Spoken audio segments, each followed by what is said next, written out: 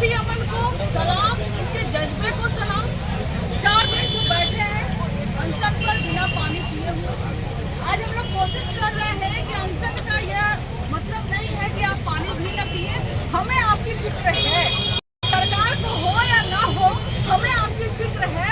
हम चाहते हैं कि आप ही नहीं बल्कि भविष्य में भी युवाओं की समस्या आए और आप आगे रहें, क्योंकि आप पे भरोसा है, इसीलिए लोग यहाँ पर आए हैं।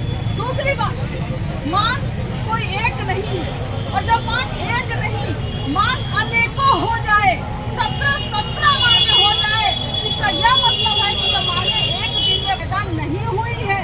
ये मांगे तब से पैदा हुई है जब से एक तरफ भ्रष्ट सरकार शिक्षा व्यवस्था पर ध्यान नहीं दे रही है।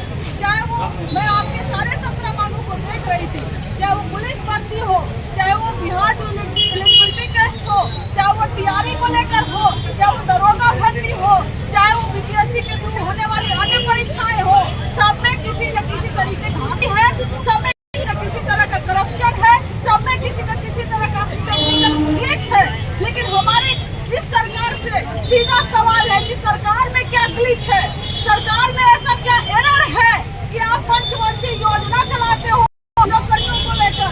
बताइए, अगर चुनाव आता है तो नौकरियां आती हैं, चुनाव ना आए तो नौकरियां ना आए, यह कोई व्यवस्था है? 5 साल स्टूडेंट इंतजार करते हैं, परीक्षा देते हैं, चुनाव खत्म हो जाता है, पता चलता है कि चुनाव के बाद पेपर ही लीक हो गया।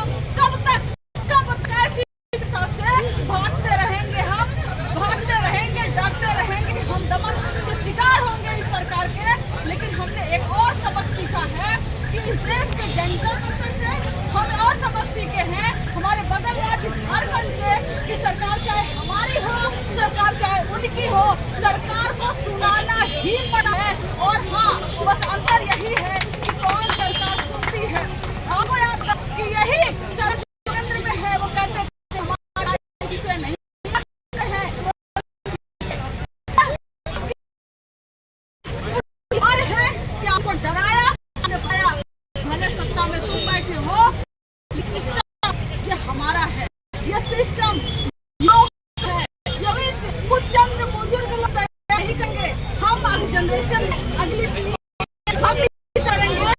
हम इंजीनियर, कौन डॉक्टर बनेगा, कौन दरोगा बनेगा, कौन टीचर बनेगा, ये सिस्टम पैसा नहीं करेगा। ऐसा डिसाइड के खिलाफ ऐसा हर राज्य में लाना होगा। और यहाँ पे जो आप छेड़ी है, यह सीधे और सीधे